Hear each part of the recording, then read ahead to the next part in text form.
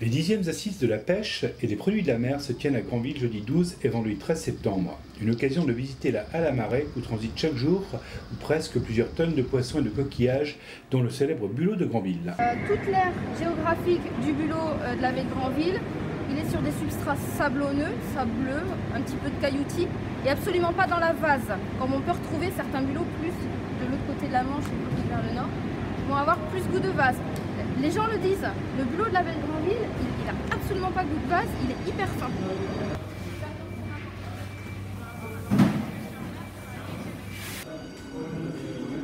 C'est parti.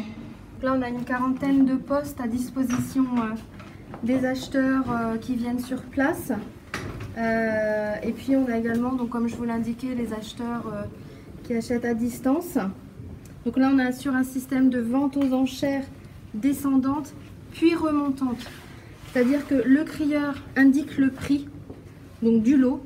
Donc le crieur, il va savoir en fonction de son expérience, du marché, de la demande, de la qualité du produit, du nombre du poids du lot, combien il va mettre, enfin quel prix il va mettre pour chaque espèce.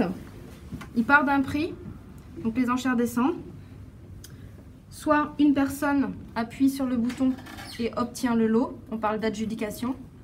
Soit plusieurs personnes appuient sur le bouton en même temps et là le lot repart à la hausse. Donc les enchères repartent à la hausse jusqu'à ce qu'il n'y en ait plus qu'un qui ait le doigt sur le bouton en fait. On s'efforce à Granville, à la demande des acheteurs, de faire à la fois des grands lots et des petits lots. Parce qu'on a un volet d'acheteurs très différent.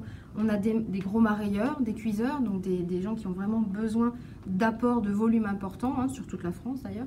Et puis à Granville, on a aussi ce phénomène poissonnier, voire restaurateur, qui s'inscrivent à la halle à marée. Il faut savoir que pour être acheteur à la halle à marée, il faut donner au minimum une caution de 23 000 €.